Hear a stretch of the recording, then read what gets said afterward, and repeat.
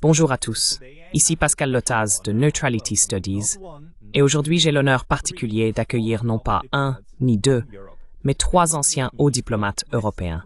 Sont avec moi, d'ouest en est, l'ambassadeur José Zorrilla d'Espagne, l'ambassadeur J.D. Rush de Suisse et l'ambassadeur Sándor Kuszai de Hongrie.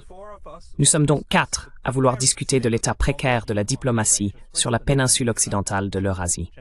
Messieurs, bienvenue. Merci à vous tous d'avoir pris le temps, car je pense que nous traversons un moment très particulier, en réalité, dans la politique et la diplomatie mondiale. Nous venons d'assister à la réunion de l'Organisation de coopération de Shanghai à l'Est. Nous avons observé les efforts en faveur de la paix en Ukraine à l'Ouest. Mais nous avons aussi vu comment les États européens se sont précipités à Washington pour s'assurer que cela n'arrive pas aussi vite que cela pourrait. J'aimerais d'abord avoir vos avis sur ce que vous pensez de la situation actuelle en politique et diplomatie mondiale. Peut-être pourrions-nous commencer avec José Zorrilla.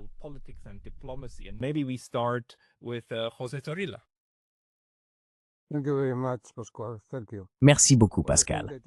Eh bien, je pense que nous avons atteint un point de bascule. Jusqu'à présent, nous assistions à la tentative des États-Unis de maintenir une sorte d'hégémonie dans les affaires mondiales. Et aujourd'hui, il est clair que la Chine a atteint un niveau où elle peut affirmer qu'elle n'est pas très loin des États-Unis, voire peut-être même davantage. L'équilibre est désormais très serré. Ce n'est plus comme avant, ce n'est plus qu'avant, avec un monde clairement dominé par l'hégémonie américaine. Je pense que nous devons prendre en compte, nous devons prendre très au sérieux la République populaire de Chine. Je pense que le défilé a été un événement très important.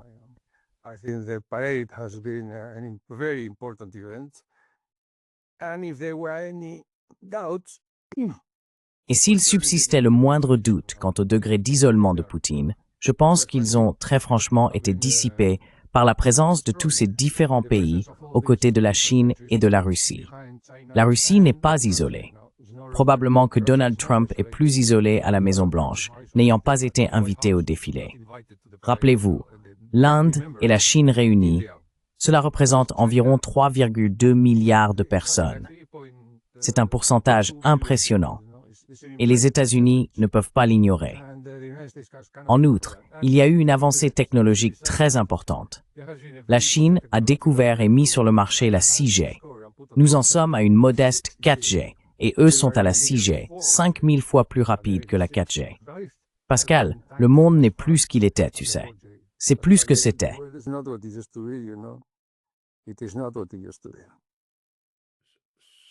Jean-Daniel, êtes-vous d'accord? Et comment percevez-vous, en particulier, l'événement qui a eu lieu en Chine cette semaine?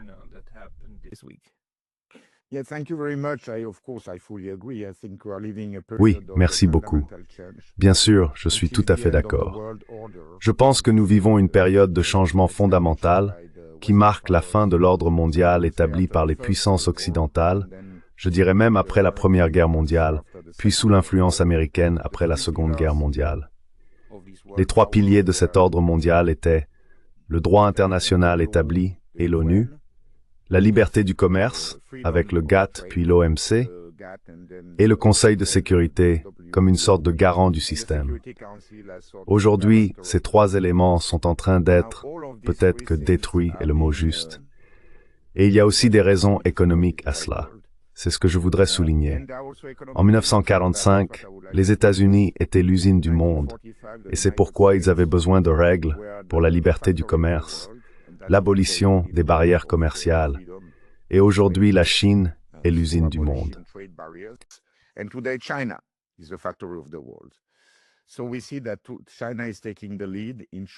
Nous voyons donc que la Chine prend l'initiative en essayant de créer de nouveaux principes ou même de promouvoir ceux établis en 1945. Je trouve fascinant de constater que le pays qui parle aujourd'hui de droit international, de multilatéralisme, d'un ordre mondial multipolaire, mais aussi de liberté du commerce, n'est pas l'Occident alors même que ses principes étaient au cœur des valeurs libérales et démocratiques. Mais désormais, ces principes sont promus par un pays comme la Chine. Ce que je trouve un peu triste, et c'est un point dont nous pourrons reparler plus tard, c'est qu'il s'agissait d'un sommet eurasiatique à Shanghai sans l'Europe. Les 3 premières lettres n'étaient pas présentes, à quelques exceptions près. Mais je crois que si l'Europe veut retrouver de la stature et un rôle dans le monde de demain, elle a besoin évidemment de voir une puissance de l'Est.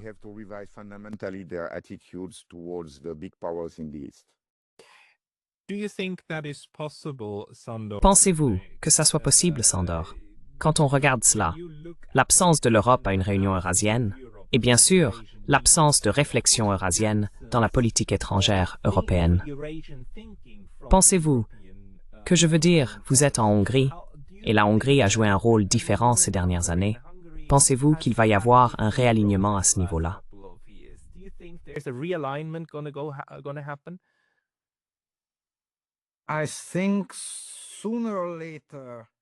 Je pense qu'il y aura tôt ou tard un réalignement. Mais pour cela, il faut un changement fondamental dans les concepts, dans la façon de penser et dans les personnalités des dirigeants européens. Cet ensemble de principes, cet ensemble de pratiques diplomatiques et de politique étrangère n'est pas capable, et bien sûr ces personnes non plus ne sont pas capables, de mettre en œuvre autre chose.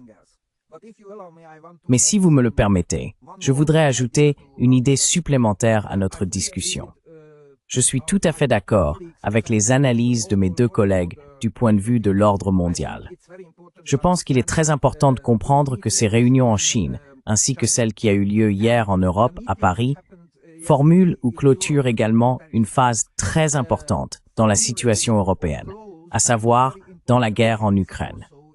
Cela signifie que nous étions à un carrefour.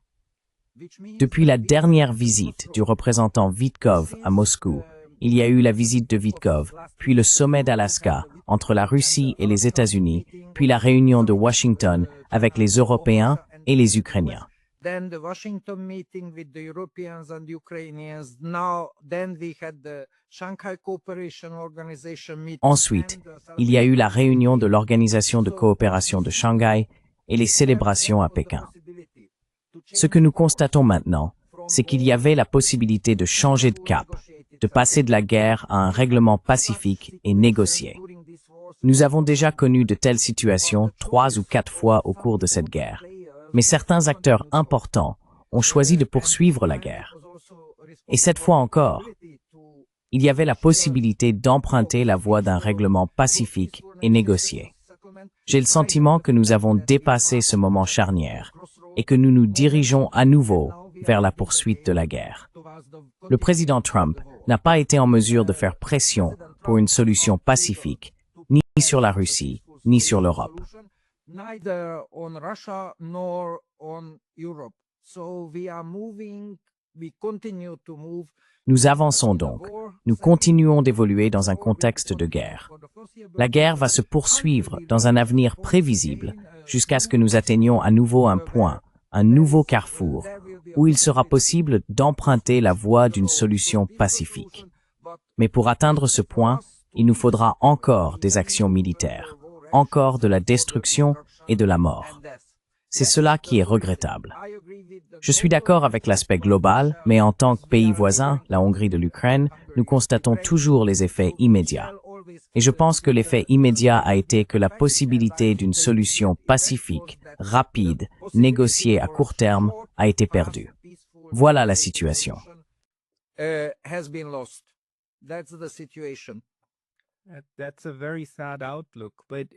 C'est une perspective très triste.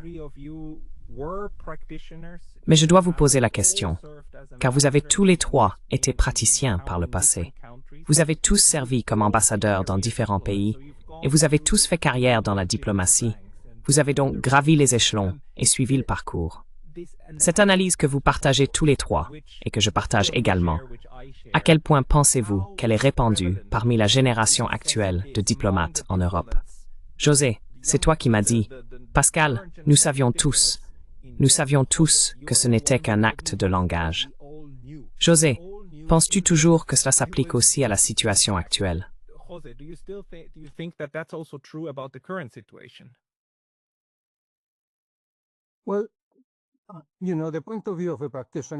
Eh bien, vous savez, le point de vue d'un praticien est différent de celui des gens ordinaires qui ne connaissent rien à la politique étrangère, qui est un domaine de connaissance très très restreint. C'est un peu comme, vous savez, opérer une tumeur au cerveau ou quelque chose de ce genre. Logiquement, c'est un domaine de connaissance très spécialisé. Peu de gens en savent vraiment quelque chose. Mais il est assez clair que la guerre était à l'horizon. Rappelez-vous les accords de Minsk. Finalement, Hollande et Angela Merkel ont reconnu qu'ils avaient créé Minsk pour tromper la Russie et donner à l'Ukraine le temps de se réarmer ou de s'armer. Par conséquent, ils savaient que le but de tout cela était la guerre. C'est très élémentaire, vous savez. Et nous savons tous qu'il y a eu une invasion. Il y a eu un traité de paix. Il y a eu une paix signée par des initiales.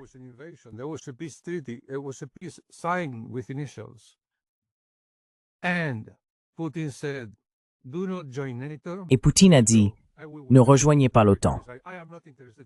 Je me retirerai des territoires. Je ne suis pas intéressé par la terre. Tout ce que je veux, c'est que vous ne rejoigniez pas l'OTAN. Et ils ont répondu, oui, pas de problème, nous le ferons. Puis sont arrivés les États-Unis et Johnson, et tous deux ont dit, non, vous devez faire la guerre, car la question cruciale, c'est l'OTAN. Et la guerre continue, parce que vous savez, la Russie n'autorisera jamais l'Ukraine à entrer dans l'OTAN. C'est impossible. Et Zelensky ne peut pas entamer un processus de paix parce qu'on le tuerait. Paroubi est récemment décédé. Paroubi est celui qui a dit à Zelensky, dès qu'il a remporté l'élection, si Zelensky souhaite engager un processus de paix, comme il l'a promis pendant sa campagne électorale, il sera pendu sur une chaise avenue Khreshchatyk.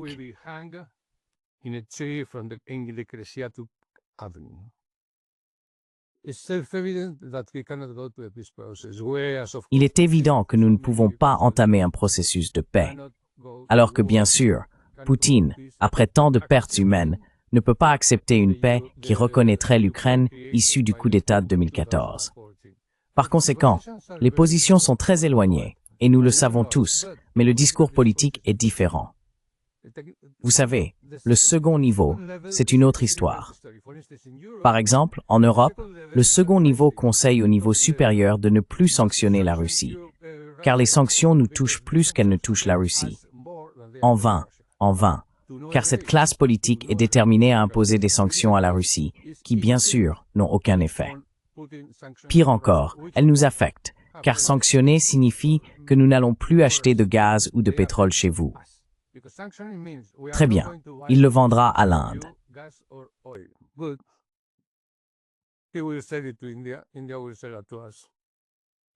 L'Inde va nous le vendre. Point final. Mais nous devons acheter le pétrole et le gaz à un prix plus élevé. Depuis des années, vous savez, l'Allemagne est en récession depuis 4 ans. 4 ans, tout cela à cause de ça. Et comme ils ne veulent pas revenir en arrière, comme l'a dit Sandor, ils ne veulent pas revenir en arrière et faire quelque chose de différent, ce qu'ils devraient faire. Ils devraient le faire, mais ils ne veulent pas le faire. Pour vous donner un exemple, deux intellectuels bien connus, Kishore Mahbubani et Stephen Walt, un professeur à Harvard, ont dit « Allez voir les BRICS et commencez à négocier avec la Russie et signer un bon traité avec la Chine. » Nous faisons exactement le contraire. Donc cela n'a rien à voir avec les diplomates ou la technique de négociation.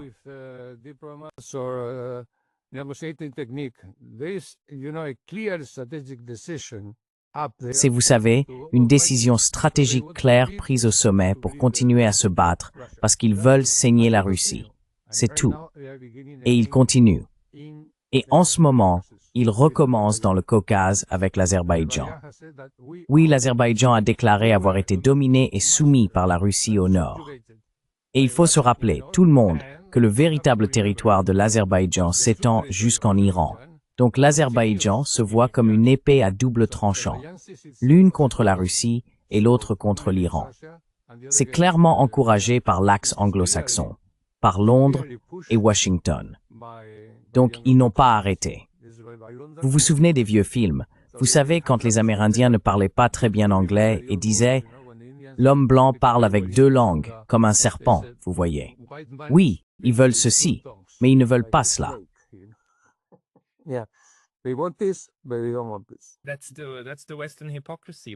Voilà, l'hypocrisie occidentale. Mais la question que je me pose, c'est que dans les médias et dans la bonne société, dire ce genre de choses n'est pas considéré comme convenable. Ce n'est pas la bonne chose à faire.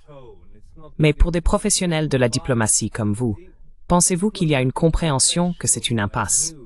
Par exemple, Jean Daniel, comment pensez-vous que cela se passe en Suisse, au sein du corps diplomatique suisse? À votre avis, quels sont les véritables sujets de discussion? S'agit-il d'idéologie et de dogmatisme, ou y a-t-il un pragmatisme sur le terrain qui ne remonte tout simplement pas à la surface?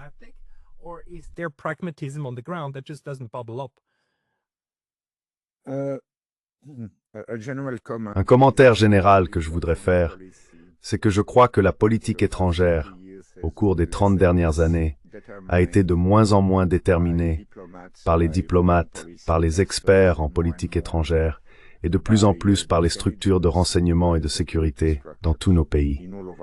Ce sont eux qui donnent le ton. J'irais même jusqu'à dire qu'un écosystème très efficace a été construit, avec certaines industries qui en profitent, qui investissent dans les médias, qui investissent dans les think tanks, lesquels reproduisent ensuite le récit dominant. Dans le cas de la Russie, ce récit est le suivant. La Russie veut envahir l'Europe. Poutine égale Hitler égale le mal. On ne peut pas négocier avec le mal. Et cela alimente, selon moi, cette propagande. Maintenant, on pourrait dire que ce sont les diplomates qui devraient être capables de résister à cette propagande.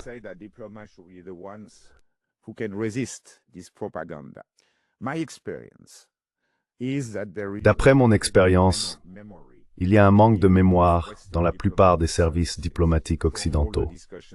Lors de toutes les discussions que j'ai eues, même récemment lorsque j'étais ambassadeur en Turquie pendant que ces négociations avaient lieu, je rencontrais des diplomates français et allemands qui me disaient « Nous ne pouvons pas accepter un règlement négocié. Nous devons gagner cette guerre. Nous, je veux dire, l'Ukraine, devons gagner cette guerre avec notre soutien. » Et lorsque je leur demandais « Quelle est la mesure de la victoire? Voulez-vous voir des Charles Leclerc ou Léopard défiler sur la place rouge? Est-ce ainsi que vous mesurez la victoire? » Alors ils ne savaient tout simplement pas. Ce que j'essaye de dire, c'est que la guerre n'a même pas commencé en 2014. Le manque de mémoire est bien plus profond.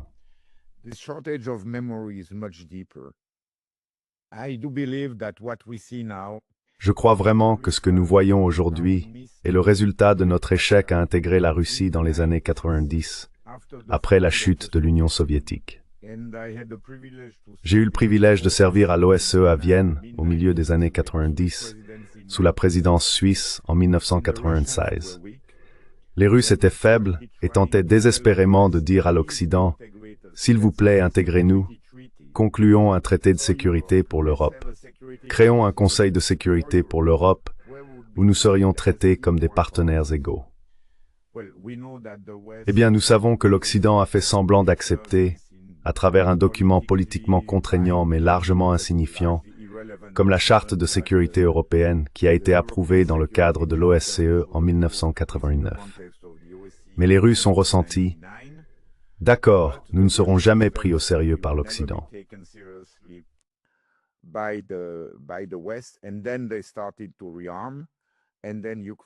Et puis ils ont commencé à se réarmer. Et ensuite, il y a eu l'Ukraine. D'abord la Géorgie, puis l'Ukraine. Donc je pense que là où nous nous sommes trompés, enfin là où l'Occident s'est trompé, c'est qu'il aurait dû consolider l'alliance avec la Russie dans les années 90 et tendre la main à la partie vaincue pendant la guerre froide pour l'intégrer. À partir du moment où les Russes, où Poutine est arrivé au pouvoir, il a compris que cela n'arriverait jamais et que la seule façon de retrouver le respect et de jouer le rôle que la Russie estime devoir jouer dans l'histoire du monde était de se réarmer, de réorganiser la société et l'économie, puis de montrer sa force et sa puissance. Donc l'échec remonte aux années 90. Y a-t-il beaucoup de gens qui en sont conscients? Non.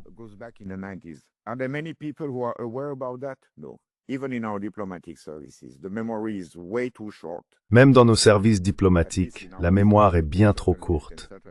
Du moins dans les nôtres, je peux l'affirmer. Et donc tout le monde accepte en quelque sorte le récit dominant, à savoir que la Russie est maléfique et que la Chine représente une immense menace pour l'Occident. Nous avons récemment reçu notre rapport annuel des services de renseignement, qui a été publié. On aurait dit qu'il avait été rédigé par la Rand Corporation. Et pourquoi la Chine est-elle mentionnée 82 fois dans ce rapport et toujours comme une menace? Allons, la Chine n'est pas sur le point d'envahir la Suisse. C'est ridicule. Bien au contraire, nous avons besoin de la Chine comme partenaire commercial, d'autant plus après les droits de douane de 39% que nous avons reçus de la part de Trump. Merci beaucoup. Customs tariffs we have received from Trump. Thank you very much. But this shows first.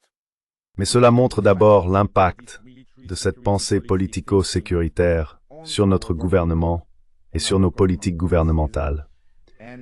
Et cela montre l'importance que ces secteurs de l'administration ont prise dans la définition de notre politique de sécurité et de politique étrangère, ainsi que dans l'influence de l'opinion publique. Il y a une sorte de petite réaction, mais pas très forte, à cette façon de penser. Et je pense que c'est avant tout une manière de penser. J'aimerais peut-être ajouter une chose à ce qu'a dit José. J'ai un peu participé à ces discussions en Turquie, entre l'Ukraine et la Russie, en mars et avril 2022, car l'un des concepts centraux pour l'Ukraine était la neutralité de l'Ukraine. Et ce qui m'a frappé, c'est que personne ne savait vraiment comment aborder la question du désarmement et des garanties de sécurité.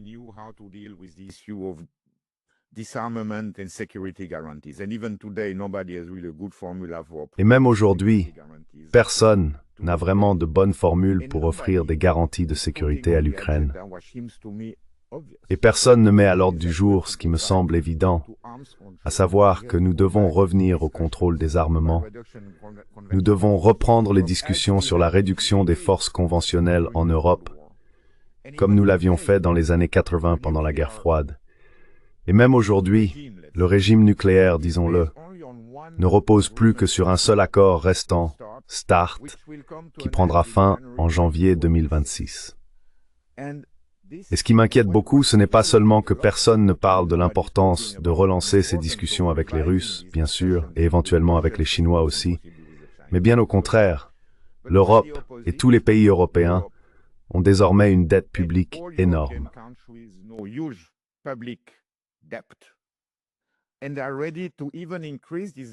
Et ils sont même prêts à augmenter cette dette pour faire quoi? Pour acheter plus d'armes, pour se réarmer davantage, et surtout aussi pour payer les Américains en achetant des armes afin d'assurer leur sécurité. Donc je n'ai rien contre l'idée de créer une sorte d'équilibre militaire en Europe. Peut-être que cela peut favoriser la paix, selon les théories des relations internationales que vous connaissez mieux que moi. Mais je pense qu'une politique intelligente consisterait à dire « Nous allons nous réarmer, mais en même temps nous voulons relancer des négociations sérieuses et solides sur le contrôle des armements, tant conventionnels que nucléaires. »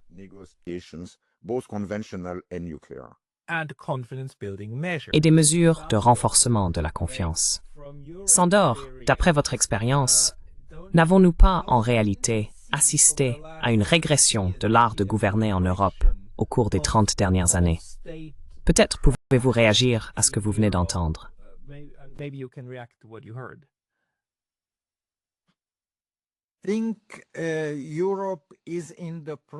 Je pense que l'Europe est en train de voir disparaître l'art de gouverner en tant que catégorie politique, philosophique ou pratique. C'est ce qui se passe réellement. L'art de gouverner implique une forme de réflexion stratégique sur son pays, sur son État, sur la manière de gérer les affaires intérieures, la politique interne, l'économie, etc. Et bien sûr, une partie importante en est la politique étrangère ou la diplomatie. Cela fait aussi partie de l'art de gouverner. Et ce que nous voyons aujourd'hui, c'est une dégradation accélérée par le temps, de l'art de gouverner européen, de la diplomatie européenne. Si vous me le permettez, j'aimerais réagir un peu à ce qu'ont dit mes collègues. If you allow me, I would like to react to my colleagues a little bit. First of all, I am convinced that the best diplomats. Tout d'abord, je suis convaincu que les meilleurs diplomates d'Europe, j'en ai connu pas mal à mon époque, comprennent ces processus. Ils le savent. Mais comme l'a dit José, au deuxième niveau, au niveau des hauts diplomates, des ambassadeurs, des chefs de département au sein des ministères, etc., ils comprennent cela. Mais ils n'ont pas d'influence sur la prise de décision politique. Et je suis d'accord avec Vincent Denier sur ce point. Tout s'est totalement déplacé vers l'appareil sécuritaire qui influence la prise de décision politique. Et bien sûr, les dirigeants européens jouent pour le lendemain de leur sondage d'opinion publique. Ils n'ont plus de vision stratégique. Tout le monde ne joue que pour le lendemain. Everybody plays to the next day only. For example, I just give you one example. Par exemple, je vais simplement vous donner un exemple. Vous savez, récemment, il a été question que la France ou la Grande-Bretagne se tournent vers le FMI pour des prêts. Je pense que leur situation financière n'est pas si mauvaise qu'elles aient besoin de le faire. Ce n'est pas nécessaire. Mais il serait plus facile pour le gouvernement français ou britannique de réduire les dépenses sociales. Mais ils ne peuvent pas le faire parce qu'ils sont impopulaires dans leur pays. Alors ils utilisent un éventuel accord avec le FMI. Le FMI prescrira, c'est certain, l'austérité sociale. Et alors ils peuvent dire à Paris, « Oh les gars, ce n'est pas notre politique, elle nous est imposée par le FMI. » Ainsi, l'élite politique peut se dérober à la tension sociale ou la contourner. Et il en va de même en diplomatie. Et encore une dernière idée. And one more final idea. I think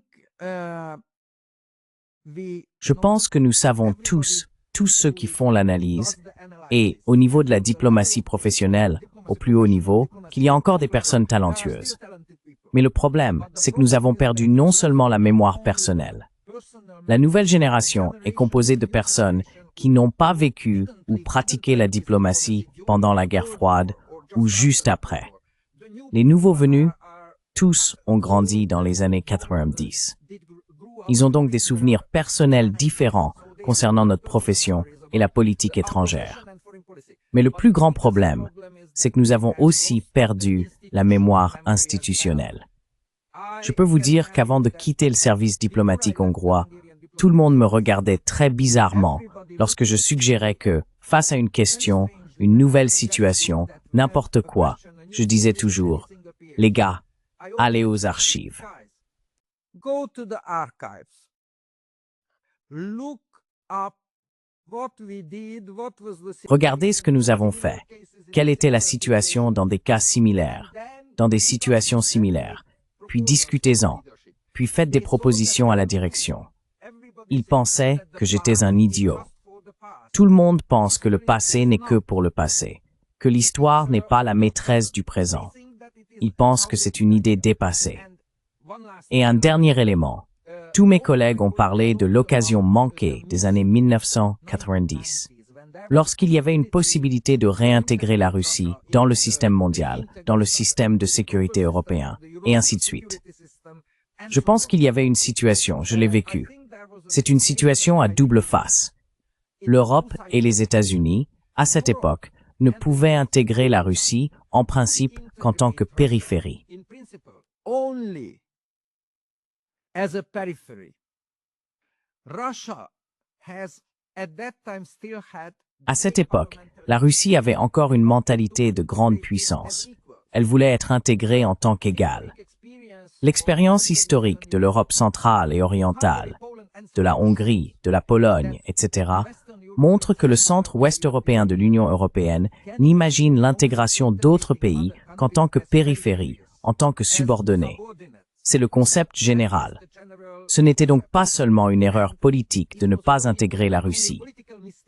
C'était la conséquence d'une approche philosophique générale. Quiconque voulait intégrer la Russie voulait qu'elle le soit en tant que périphérie, en tant que subordonnée, ce qui n'était pas acceptable même pour le président Eltsine, qui fut le président russe le plus faible de l'histoire. Il s'agit donc d'un problème structurel plus profond. C'est mon analyse. That's my assessment. C'est un point extrêmement important. Et il y a aussi les deux autres points que nous avons maintenant. La perte de la mémoire institutionnelle, qui affaiblit la politique étrangère et la diplomatie, et la sécurisation de la diplomatie, qui à mes yeux est relativement nouvelle. Car toute l'idée des services de sécurité est un concept de la guerre froide. Bien sûr, il y avait l'OSS et d'autres avant, aussi pendant la Seconde Guerre mondiale. Mais l'apogée des services de sécurité, c'était évidemment la guerre froide. Donc en sortant de cette période, avons-nous en Europe réellement affaibli notre capacité à faire de la diplomatie en transférant non pas la prise de décision, mais la réflexion, la pensée d'État, des diplomates vers les services de renseignement? Peut-être, José, veux-tu dire quelque chose à ce sujet? Jose, do you want to say something about this? Well, yes, indeed. I would like to say a couple of things. One, Eh bien, oui, en effet. J'aimerais dire 2 ou 3 choses. Premièrement, vous avez touché un point sensible. C'est effectivement ce qui s'est passé. En 1975, nous avons créé un très bon système de sécurité a été mis en place par l'Ouest et l'Est. La conférence d'Helsinki. On a commencé à parler de forces conventionnelles, de contrôle des armements, etc. Mais dès que l'Union soviétique s'est effondrée, les États-Unis ne voulaient plus de la détente. Ils voulaient écraser la Russie. Il y a un excellent livre, Not One Inch, de Mary Sarot. C'est clair, je veux dire, c'est un fait public. Il discutait de ce qu'il fallait faire avec la réunification de l'Allemagne. Et ensuite, l'Allemagne et la Russie étaient sur le point de parvenir à un accord. Germany and Russia were about to reach an agreement. And then Robert Zelik, Et puis Robert Zoellick, qui allait plus tard devenir président de la Banque mondiale, le conseiller du père de Bush, a dit « Faites attention, s'ils parviennent à un accord, la Russie et l'Allemagne, l'OTAN, va voler en éclats. » Et ensuite le père de Bush a dit « Ils doivent le faire autrement. » Et puis l'Allemagne a acheté la bienveillance de la Russie avec de l'argent. Donc, dès le premier jour, nous voulions que l'OTAN soit le système de sécurité de l'Europe, ce qui est bien sûr contraire à la pensée stratégique la plus élémentaire, parce que l'Union soviétique a disparu et vous savez, la Russie a pris la relève. Et souvenez-vous, avant la Première Guerre mondiale, la Russie était l'un des nôtres. before the First World War, Russia was one of ours. Russia was a Western country. I mean, La Russie était un pays occidental. Je veux dire, absolutiste ou non, démocratique ou non, elle faisait partie des nôtres. Ils ont décidé de ne pas suivre cette voie. Ils ont choisi de maintenir un système d'hostilité. Pourquoi? Nous ne le saurons probablement jamais. Je ne sais pas. C'était clairement un malentendu. Ils pensaient que ce moment unipolaire allait durer éternellement et qu'ils devaient, vous savez, conquérir l'Eurasie. Puis a commencé l'élargissement de l'OTAN, ce qui a été une terrible erreur. Tout le monde, tous les professionnels, le savaient. Et finalement la guerre, parce que la Russie a dit stop. C'est un vrai mensonge. enough is enough. This is a red line. You know, Pascal, it is self-evident and it should. Tu sais, Pascal, c'est une évidence. Et je ne devrais pas le dire parce que c'est évident, mais je dois le dire parce que personne ne s'en souvient. Un système de sécurité exige l'accord des deux parties. S'il n'y a pas d'accord, alors ce n'est pas un système de sécurité. C'est un diktat. C'est ce que nous avons fait avec l'Allemagne à l'époque de Versailles, et les États-Unis ont traité la Russie comme un pays vaincu lors d'une guerre. Et ce n'était pas le cas. Et toutes les conséquences, tu sais, découlent de cela. C'est le péché originel, disons. Et une autre chose, bien sûr, c'est la militarisation de la politique étrangère. C'est évident.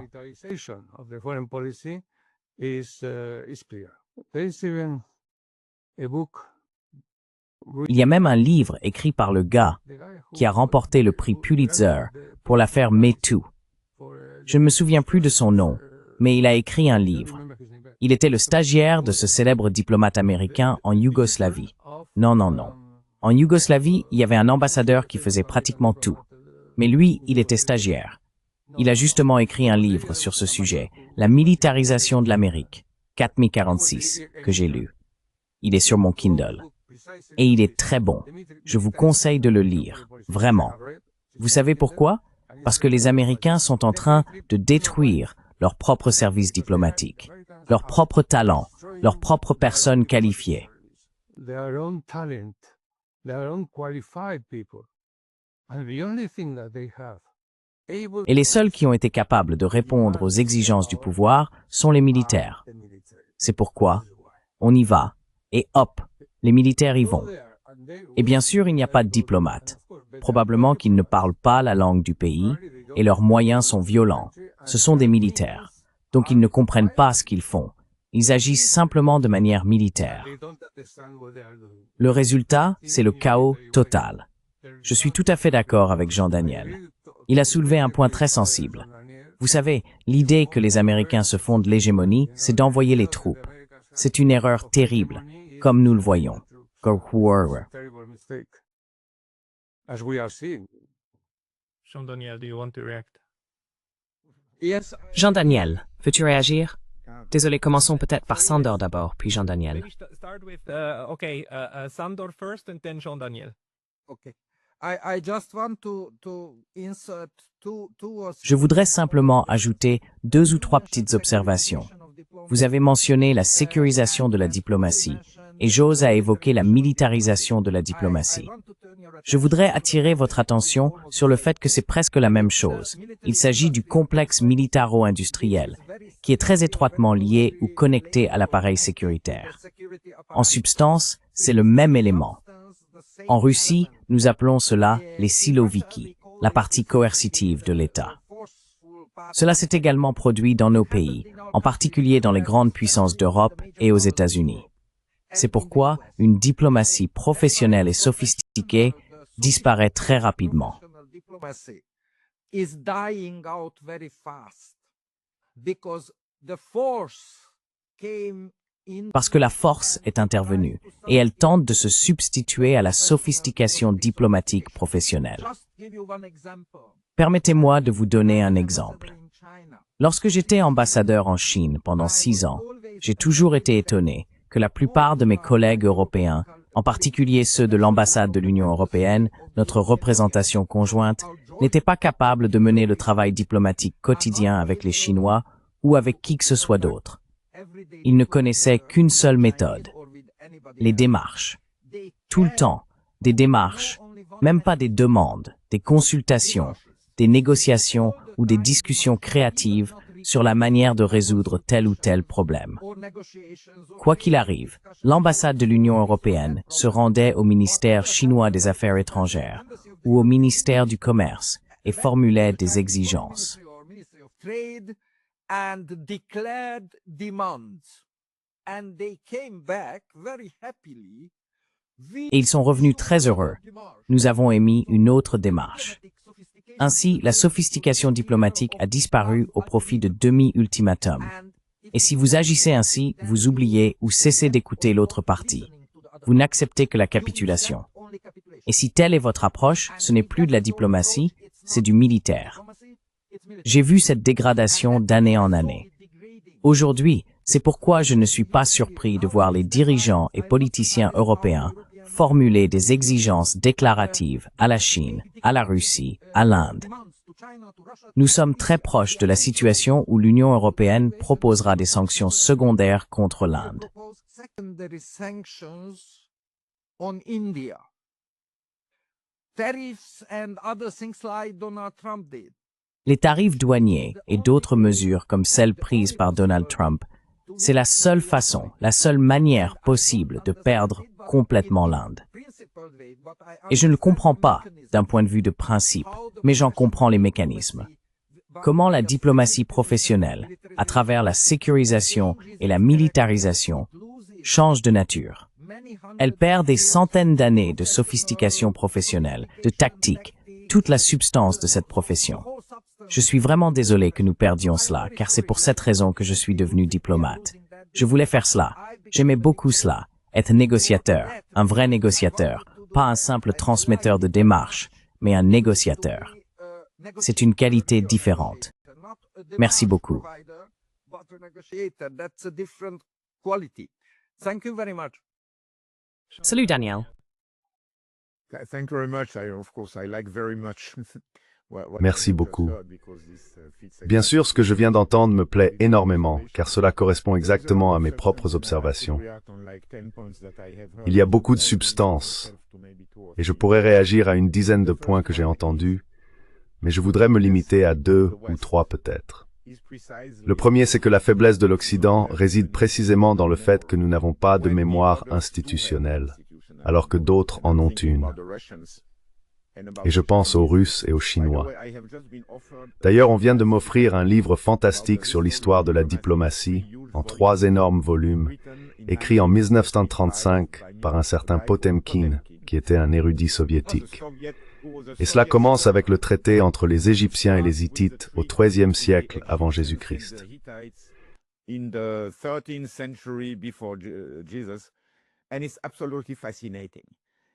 Et c'est absolument fascinant.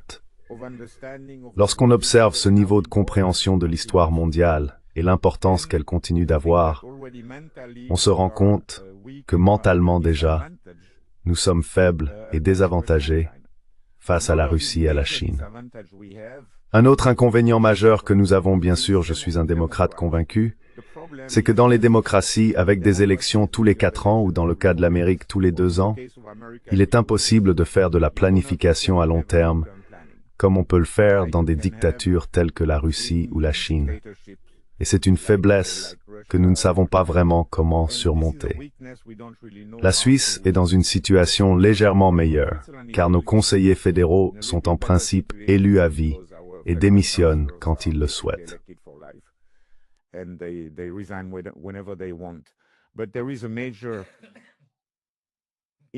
Mais il existe un fossé majeur dans la réflexion stratégique et dans l'élaboration de stratégies. Et cela ne concerne pas seulement la politique étrangère. Cela touche aussi les domaines des infrastructures, de l'énergie, de l'urbanisation, de l'environnement, etc. Joe Biden met en place un grand fonds vert, puis 2 ans plus tard, Trump arrive et supprime tout. Comment peut-on planifier à long terme le développement de nos sociétés et préparer l'avenir dans ces conditions? Il y a encore une chose, puisqu'on parle de mémoire institutionnelle. En effet, nous avons oublié, je crois que José l'a souligné, à quel point la Russie faisait partie du système européen au XIXe siècle, et même avant. Nous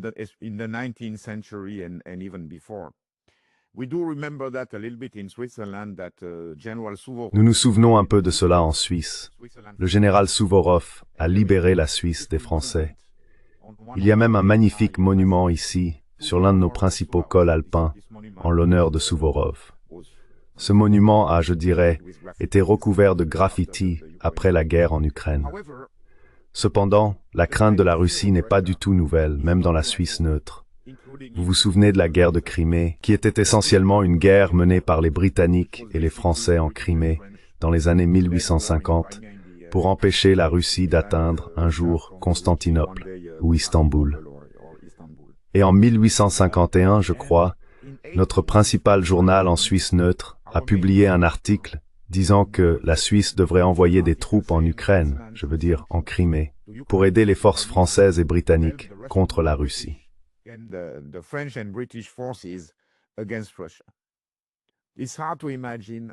Il est difficile d'imaginer, mais il semble que la Russie soit un bouc émissaire commode pour notre industrie militaire et pour notre appareil de sécurité, afin d'obtenir davantage de fonds.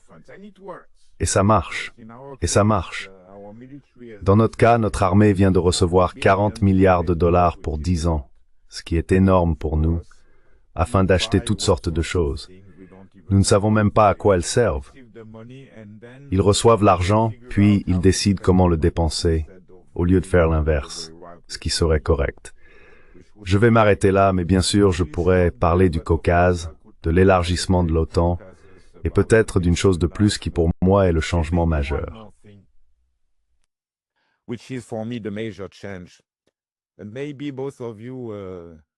Et peut-être que vous deux, Sandor et José, aviez la naïveté de croire que lorsque nous parlions des droits de l'homme et du droit international, nous le pensions vraiment. Nous pensions que c'était l'ancien ordre que l'Occident souhaitait, avec le droit international, le droit signifiant valable pour tout le monde. Et je pense qu'aujourd'hui, nous réalisons que le droit international et tout le discours que nous avons eu sur les droits de l'homme, même sur la justice, j'ai travaillé pour le tribunal pénal international pour l'ex-Yougoslavie, et je pensais que nous faisions quelque chose de bien en amenant Milosevic et les autres en prison à La Haye. Mais je me rends compte aujourd'hui que le droit international était une sorte de guerre juridique, ou un outil de propagande, plutôt qu'une boussole devant guider notre comportement.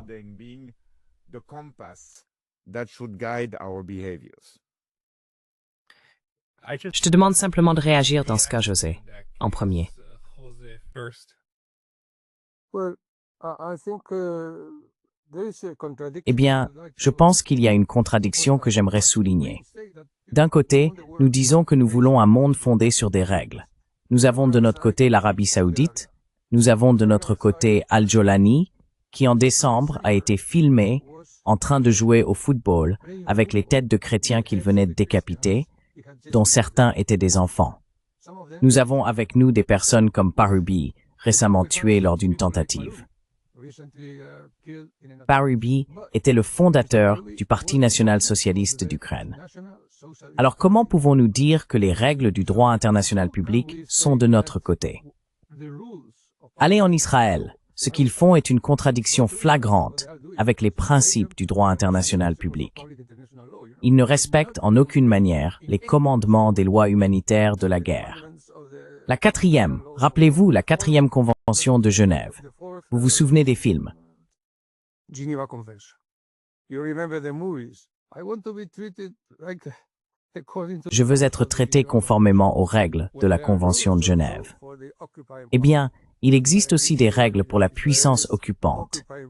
Israël est une puissance occupante et un occupant belliqueux. Par conséquent, certaines règles ne sont pas respectées. Mais nous affirmons que, vous savez, la loi est de notre côté. Eh bien, ce n'est pas le cas. C'est sédimentaire. Et en plus, nous allons détruire l'État-providence en même temps parce que nous n'avons pas d'argent. Mais nous avons 30 milliards par an pour l'Ukraine. Tout cela parce que nous voulons que l'Ukraine fasse partie de l'OTAN. Vous vous souvenez de cette époque, quand nous débattions pour savoir si la Russie avait le droit de dire ceci ou non, si la Russie avait le droit de mettre fin à l'élargissement de l'OTAN. Les îles Salomon ont eu la très mauvaise idée de dire qu'elles pourraient ouvrir une base chinoise aux îles Marshall.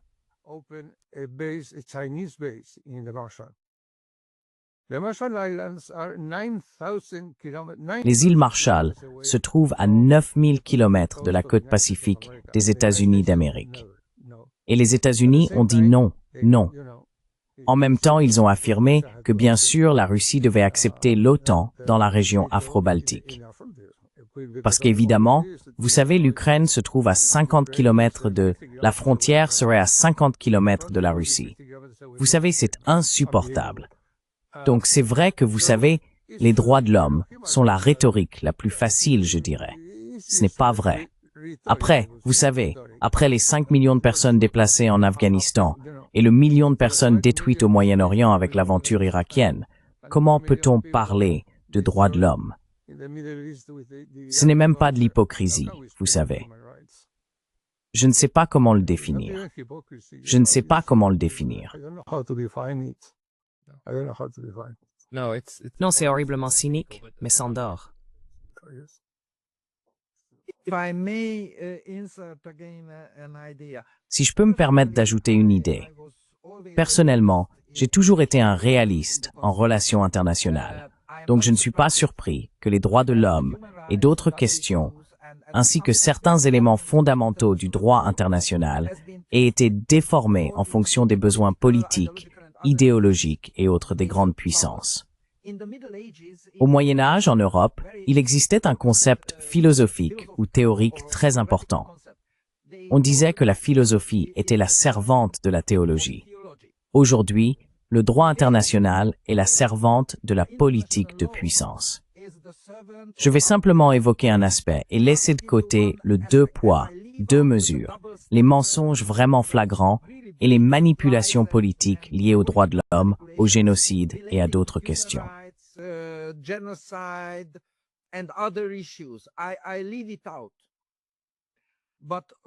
Je laisse cela de côté.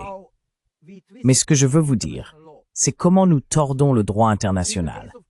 Dans le cas du Kosovo, la Cour internationale de justice de La Haye a décidé que le droit des peuples à l'autodétermination prime sur l'intégrité territoriale.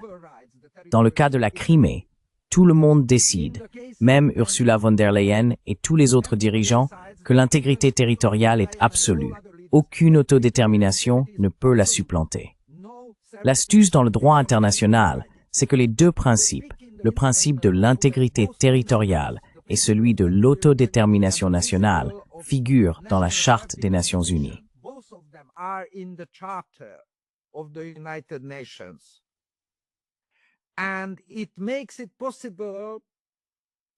Et cela permet aux grandes puissances ou aux politiciens conceptuels de choisir entre elles. Parfois nous choisissons celle-ci, parfois nous choisissons celle-là. C'est pourquoi je considère qu'il est très important de comprendre que lorsque nous parlons de droit international, il est tellement indéfini et flou, mais il existe tout de même. Avec cela, nous essayons de limiter la liberté d'action politique ou militaire des puissances. C'est vraiment cela. Voilà pourquoi ni les gouvernements américains, ni les gouvernements européens ne parlent plus de droit international. Ils parlent d'un ordre mondial fondé sur des règles. Les règles ne sont pas équivalentes au droit.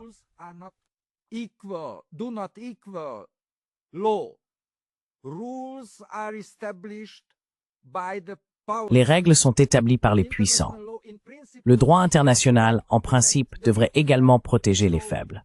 Ainsi, lorsque nous utilisons le terme ordre international fondé sur des règles, nous introduisons ou acceptons à ce moment-là des doubles standards, l'application sélective du droit.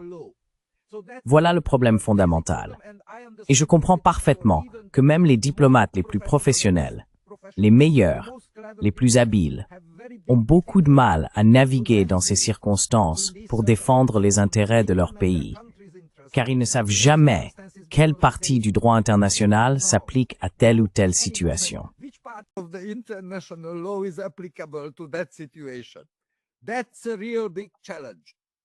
C'est un véritable défi. Et c'est un autre ambassadeur remarquable qui a soulevé ce point, l'ambassadeur Chas Freeman des États-Unis, qui a observé que l'ordre international fondé sur des règles, c'est le règne de la loi. L'aspiration du droit international, c'est l'état de droit, égal pour tous. Le règne de la loi, c'est quand on choisit et qu'on impose ensuite aux autres de suivre. Mais Jean-Daniel, je vais te laisser répondre. Puis c'est why en série Steve question. And then we go to one final round of questions. Yes, I would just like to respond on that. Oui, je voudrais simplement répondre à cela. Il y a un aspect embarrassant pour l'Occident. C'est que nous avons créé dans les années 1990 la Cour pénale internationale. C'est embarrassant pour l'Occident aujourd'hui parce que la Cour pénale internationale est largement indépendante et il faut vraiment saluer, je crois, le courage de certains de ses procureurs et juges. Dans le cas de Poutine, on peut en discuter. Dans le cas de Netanyahou et Galante, ainsi que des dirigeants du Hamas, ce qu'ils ont fait, à mon avis, est une véritable démonstration d'indépendance et de courage, car ils savaient qu'ils devraient affronter des campagnes de diffamation, comme nous l'avons vu avec Karim Khan, et même des sanctions financières et de visas pour eux et leurs familles, comme nous l'avons également constaté. As we have seen also. And now maybe the ICC is the Et maintenant, peut-être que la CPI est le dernier vestige qui fonctionne plus ou moins de l'ordre international imaginé par les puissances occidentales après la chute du mur de Berlin, même si les Américains n'ont jamais voulu y adhérer. Mais c'était en quelque sorte la pierre angulaire, une partie très importante pour les Européens de leur soft power, de leur vision de l'ordre mondial. Et cela existe toujours. Cela existe toujours. Combien de temps cela va-t-il durer? Quelle est la pression exercée sur l'Allemagne pour qu'elle cesse ou limite son financement? Ce sont des questions qui nous occuperont à l'avenir. Mais je pense que nous ne devrions pas sous-estimer le fait que cela existe encore et qu'il faut le préserver, surtout pour les Européens.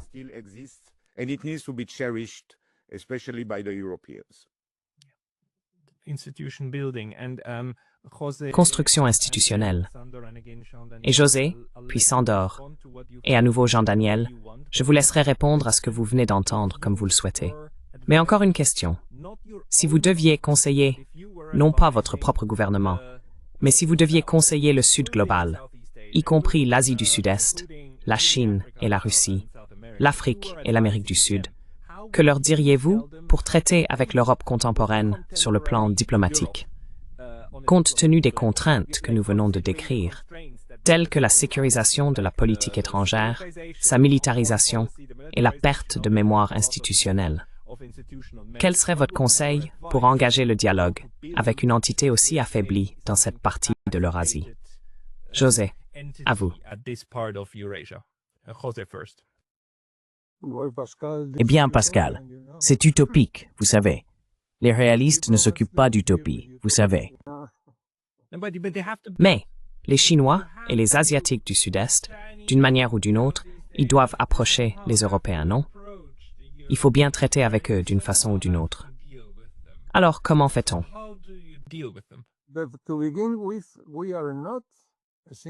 Pour commencer, nous ne sommes pas un seul pays. C'est ça le problème.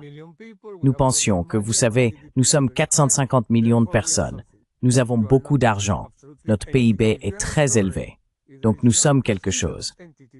Eh bien, vous n'êtes absolument rien si vous n'êtes pas souverain, s'il n'y a pas une seule entité pour dire oui ou non.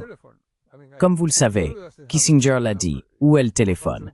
Je veux dire, l'Europe n'a pas de numéro de téléphone. Il avait absolument raison.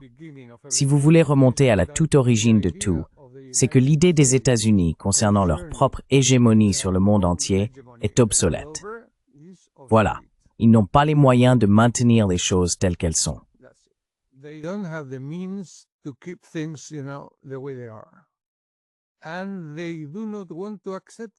Et ils ne veulent pas l'accepter parce qu'ils n'ont pas de solution de remplacement. Alors que pouvons-nous faire? Je veux dire, comment pouvons-nous aller à Washington et leur dire « Vous savez, votre système est obsolète. Faisons autre chose. Faisons quelque chose comme ce que vous avez fait en 1945. Vous savez, c'était votre moment d'or, c'était votre époque. Vous étiez si puissant à cette période. Vous pouviez faire tout ce que vous vouliez. Quand la guerre a commencé, il n'y avait qu'une seule base militaire étrangère en dehors des États-Unis, Guantanamo, et une armée de 50 000 hommes. Quand la guerre s'est terminée, ils avaient des bases partout dans le monde et 10 millions de soldats. C'était, vous savez, le moment de vérité. Aujourd'hui, ce n'est plus le cas.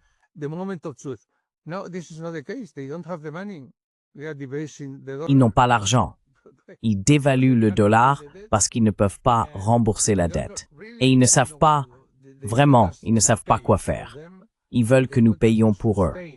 Ils veulent que nous, Européens, soutenions un système qui est insoutenable. Et nous ne sommes même pas capables, vous savez, de fournir des munitions à l'Ukraine, ce qui est incroyable.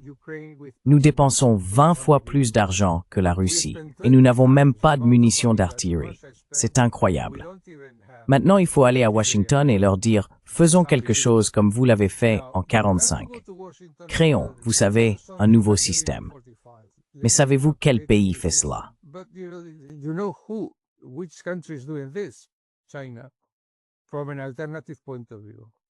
La Chine, d'un point de vue alternatif. Voilà le sujet. Donc oui, dans un monde théorique, nous pourrions aller voir nos hauts responsables et dire « D'accord les gars, vous savez, la réponse c'est la Chine. Trouvons un compromis. » Ou bien « Les États-Unis sont sur la voie de la guerre parce que ce système nous y pousse. Regardez ce qui s'est passé en Ukraine. Ce n'est que le début, vous savez. En RDC, la situation peut se détériorer énormément. Ce n'est que le début. Qui prêterait attention à ce que nous disons? Personne. Et il nous faudrait une voix européenne unie que nous n'avons pas. Et je suis tout à fait d'accord avec Kusai, avec Sandor, dont on voit qu'il a une très bonne formation intellectuelle.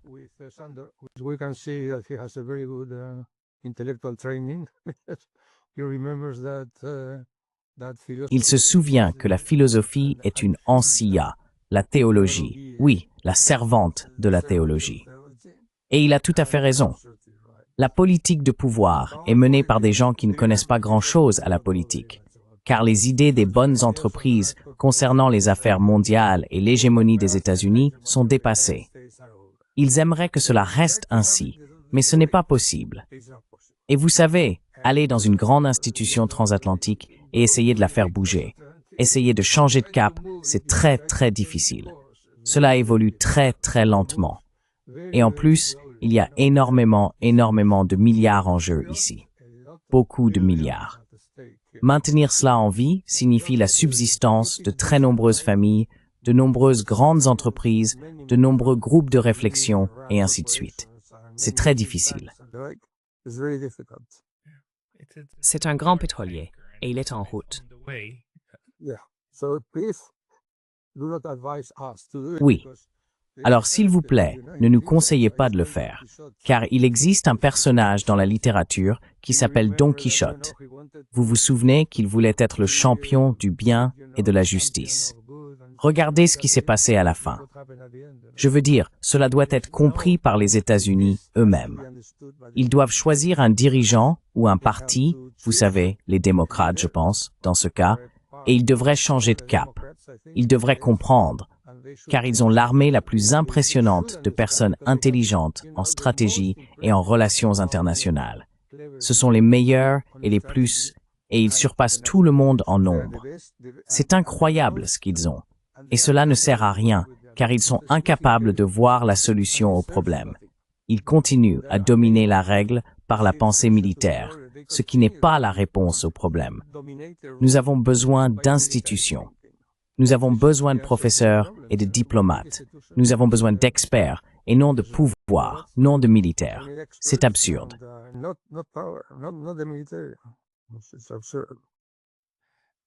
Sandor, si tu veux réagir.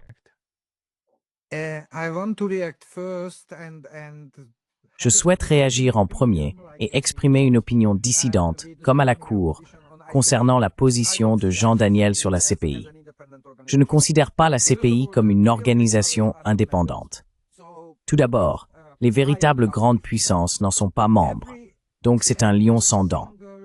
Tous les jugements ont concerné des dictateurs africains ou balkaniques. Il n'y a eu aucun jugement concernant les casques bleus néerlandais au Kosovo.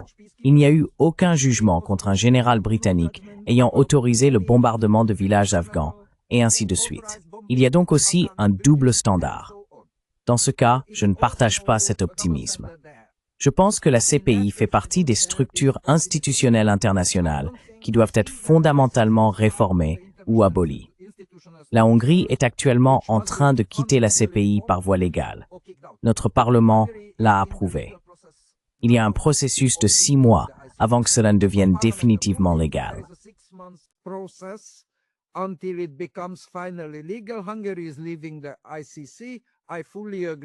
La Hongrie quitte la CPI. Je suis tout à fait d'accord avec cela.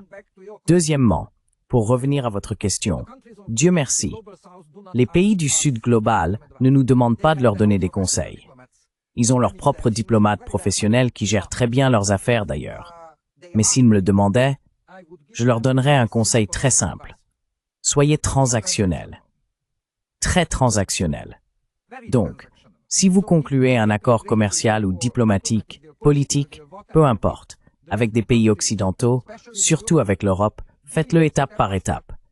Et ne passez à l'étape suivante que si l'autre partie a rempli 100% de ses obligations. Toute l'histoire diplomatique récente est pleine de promesses non tenues, d'offres non respectées. Concernant le changement climatique, si vous regardez les investissements et technologies promis par l'Europe, aucun n'a été respecté. Aucune promesse n'a été tenue.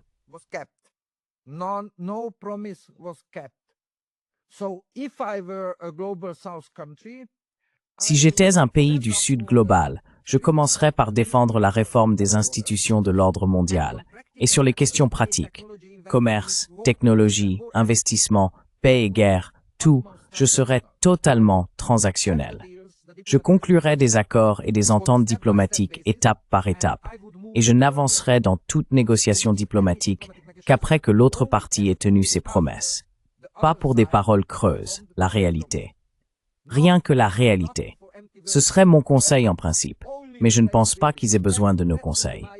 Comme je l'ai vu à Tianjin, lors du sommet de l'OCS, ou comme nous l'avons vu avec le sommet des BRICS, etc., avec ces négociations et les documents qu'ils publient, juste entre parenthèses, personne ne lit les documents en diplomatie, pas même les analystes ou les diplomates.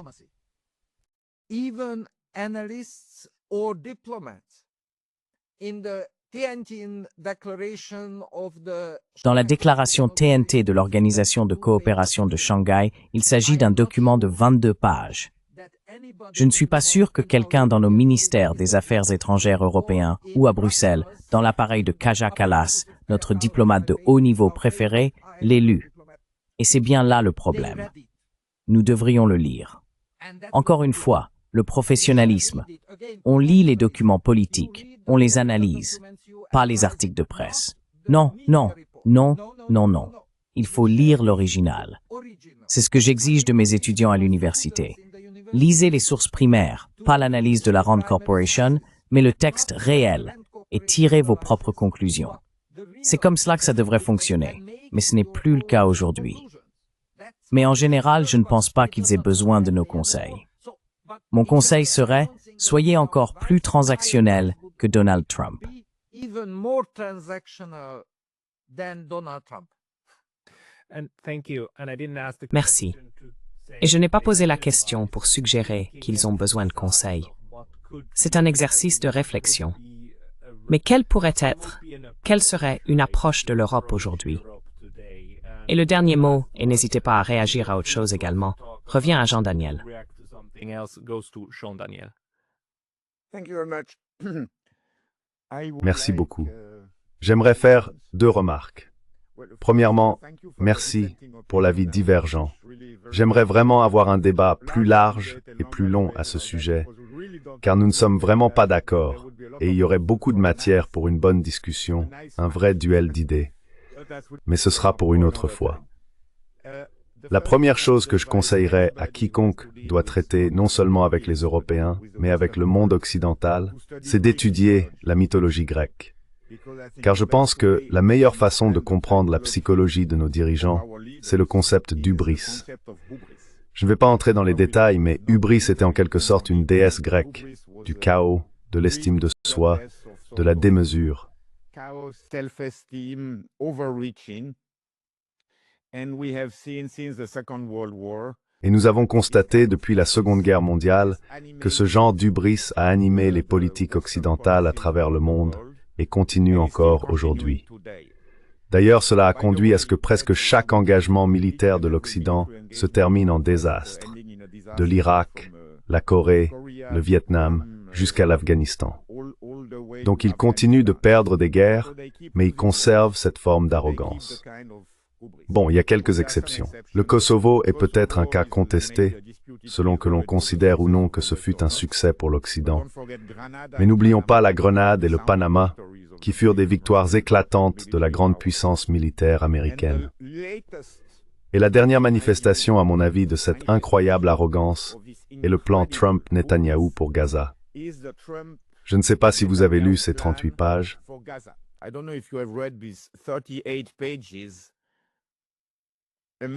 Plan incroyable. C'est comme si on disait, nous allons faire quelque chose de merveilleux, Dubaï sur la Méditerranée. Vous, les Palestiniens, vous pouvez en faire partie ou pas. Ça n'a pas vraiment d'importance. C'est nous qui décidons. Et cela me rappelle beaucoup la manière dont l'Amérique a repoussé la population autochtone pour créer le grand continent américain. C'est exactement le même type de mentalité. Et je résumerai tout cela par le concept d'hubris. Nous pouvons imposer notre vision grandiose, et c'est bien une vision grandiose, à d'autres peuples, sans vraiment nous soucier de leur tradition, de leur histoire, de leurs milliers d'années de présence sur place.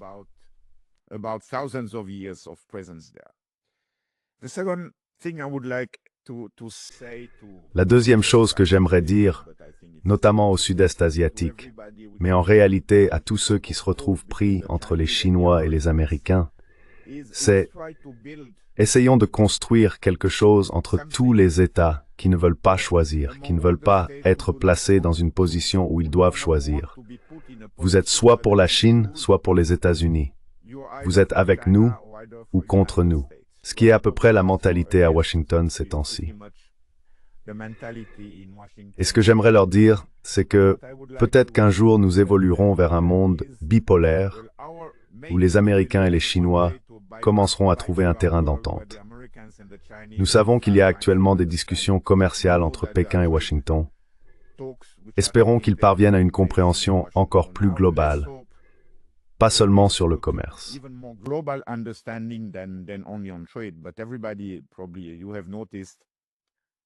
Mais tout le monde a probablement remarqué que lorsque Washington a publié sa liste de nouveaux tarifs douaniers le 1er août, un pays manquait à l'appel, la Chine, car les discussions se poursuivent et nous verrons ce qu'il adviendra. Maintenant, je pense que nous avons tous un intérêt, et la Suisse s'y intéresse certainement, car nous avons un accord de libre-échange avec la Chine. Nous avons été frappés par l'un des plus grands, sinon le plus grand, tarif douanier pour un pays industriel, 39%. Je pense que dans le monde occidental, peut-être que la Serbie fait un peu plus, mais pas beaucoup d'autres. Et ce que je souhaiterais, c'est qu'il y ait une sorte de coalition de ceux qui ne veulent pas choisir, qui pourraient commencer à former une alliance et un réseau pour défendre leurs intérêts de manière transactionnelle. Bien sûr, tout cela repose sur des discussions et des accords commerciaux.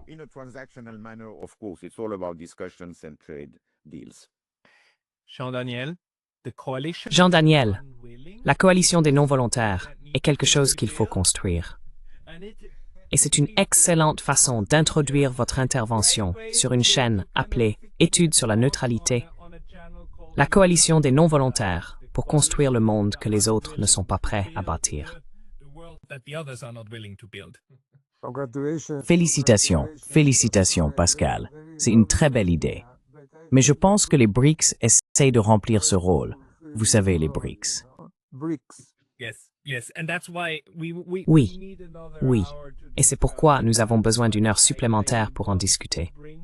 Mais je souhaite également vous réunir à nouveau dans un avenir proche afin que nous puissions approfondir cette vision d'espoir pour l'avenir, qui, selon moi, est représentée par les BRICS. Je dois conclure pour ce soir. J.D. Ruch, José Zorrilla et Sandor Kusai, merci beaucoup pour votre temps aujourd'hui. Merci beaucoup. Au revoir.